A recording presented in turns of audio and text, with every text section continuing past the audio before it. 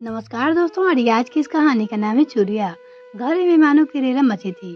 बाहर वाले कमरे में, भीतर वाले बरामदे से लेकर छत तक सब जगह सुना थी। अपनी ननद उनकी 25वीं मैरिज एनिवर्सरी के अवसर पे आई थी, अपनी पति और बच्चों सासू माँ सरला जी के साथ। यूँ तो सासू माँ साथ चलने को तैयार नहीं थी। अभी कुछ दिन पहले ही पिताजी यानी कि ससुर जी का स्वर्गवास हुआ था। उनका कहीं भी किसी काम में मन नहीं लगता था। मोहल्ले के सभी कार्यक्रम, पूजा, कथा, संगीत, विवाह आदि में पूरे मनयोग और उत्साह से भाग लेने वाली माँ ऐसी निरुत्साह सुनने में चली जाएगी, किसी ने सोचा भी न था। सिर्फ सब कार्यक्रम में सम्मिलित ही नहीं होना, बल्कि पूरे गरिमा के साथ उसका साथ श्रृंगार करने, बाद जुड़ा पिन अप कर पहन साड़ी, मैचिंग चूड़िया या कड़ी कितनी सभ्यता से तैयार होती थी माँ कि उसका सलीका देखकर कोई कह ही नहीं सकता कि वो निपटे घरेलू महिला है। सुनीति अपने ससुराल आने के बाद कितना भी कुछ सीखा, व्यवस्थित तरीके से सिर्फ घर संभाला ही नहीं, घर बाहर हर जगह अपनी सुरक्षा की छाप छोड़ता। माँ ने कितना कुछ सिखाया है।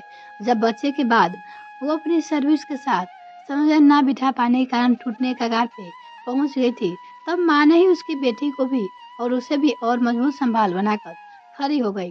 उसे चिंता मुक्त होकर वापस ना सिर्फ सर्विस में लौटने में मदद की, बल्कि यह भी समझाया कि इस समय तुम्हें मजबूत होकर सभी कुछ संभालना है।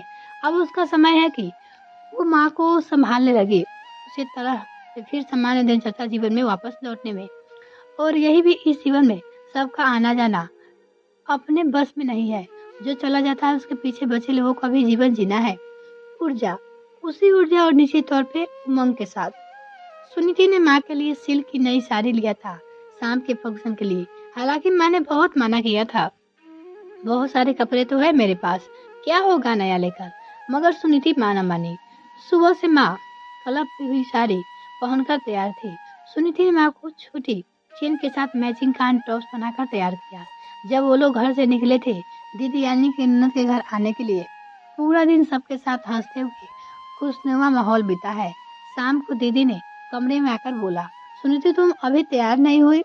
वो अपने भाभी से पूछा। मैं हो तो गई हूँ दीदी, बस माँ के लिए सिल्क की साड़ी और सेट लाई हूँ, उन्हें भी तैयार कर दो। बस बस रहने दो, जो पहनी है बस ठीक है, इनको ज्यादा बदलने की जरूरत नहीं है। हाँ बस बेटा, मेरी वो लाइट सेट वाली लिपस्टिक कहाँ है, वो दे दे। माँ ने ही दीदी के डर से घबराते हुए कहा। हालांकि उसके घर से ही इच्छा वो नई साड़ी पहनकर तैयार होने की थी। लिपस्टिक दीदी को तो जैसे त्योरिया चढ़ गई। अब आपको लिपस्टिक लगाने की जरूरत क्या है, वो बोली। माँ अस्थम और वासी खड़ी थी। मगर दीदी तुम तो बस ही करो सुनीति। माँ के इन्हें फैशन और शौक की वजह से मुझे मेरे ससुराल वालों ने बहुत कुछ सुनने को मिलता है। अब तो छोड़ो ये श्रृंगार, तुम भी ना पीछे पड़ी रहती हो माँ के फिर से जीना सीखना है। दीदी बड़बड़ाती हुई निकल गई थी। माँ के बहते आंसुओं को साथ तरकते आत्मविश्वास को देख रही थी सुनीति। अभी इस अवसर पे कुछ साधारण कहना भी पखेरा खड़ा करने के बराबर होगा। सुनीति बाहर फंक्शन में भरे मन के साथ अपनी सासू माँ का हाथ पकड़े खड़ी थी। माँ के हाथों को उनसे मजबूती के साथ पकड़ा था, मानो वो कह रही हो को कोई ना हो माँ, मैं आपके साथ हूँ। बेटा मेरा हाथ छोड़कर मुझे कहीं बैठा दो। माँ के कहते हुए सुनीति के सास हुआ कि उसके और माँ के हाथ के बीच पसीना पसीना हो गया था। माँ को सुनीति के खाने की प्लेट पकड़ाई। माँ ने मौके की नजर पर स्तंभ थी। नाम मात्र को चिड़िया जैसा खाया जाए। अगले दिन तक दीदी के त्योरिया माँ को देख देख कर चिढ़ रही थी। वो लोग वापस आ चुके थे। सुनीति ने माँ को वही साड़ी पहनाकर तैयार किया। माँ मंदिर गई, बहुत खुश थी, किसी छोटे बच्चे की तरह। धीरे धीरे सुनीति माँ को जीवन की मुख्य धारा में लाने में सफल हो गई। कुछ सबके विरोध, कुछ अपेक्षित समर्थन के बीच कुछ वर्षों बाद माँ नहीं रही, मगर सुनीति के मन में एक अनकहा संतोष था, रूढ़ियों का विरोध माँ का साथ देने का। आज बड़ी दीदी आई है, कुछ समय हुआ है जीजाजी नहीं रहे। पिताजी और माँ के गुजरने के बाद दीदी कम ही आती थी।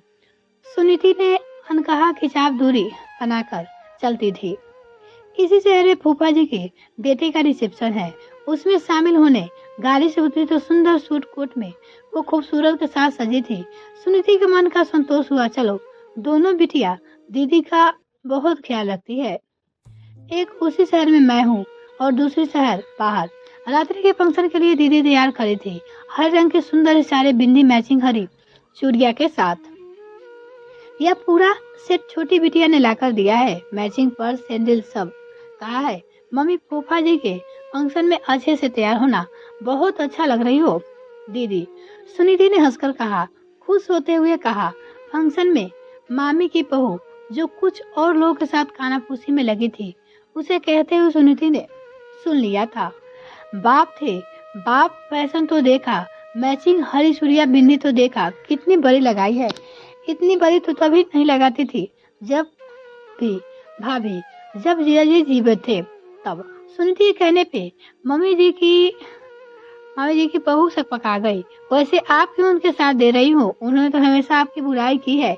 आप अपने सासू माँ का साथ देती थी और वो कहती थी माँ को ऐसे रहने से मेरी जगहसाई होती है। आप तो ऐसे इंसान का गलत ठहरा सकती है। विरोध किसी इंसान का नहीं बल्कि गलत बातों का किया जाता है। तब माँ के प्रति दीदी की सोच गलत थी।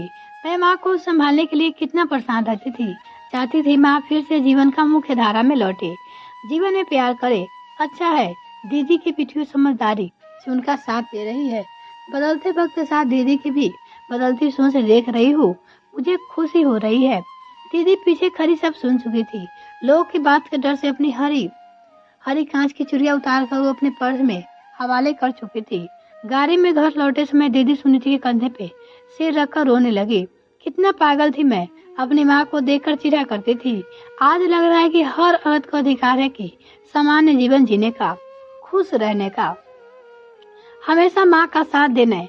तुम्हारी बातों की कीमत अब मैं समझ चुकी हूँ।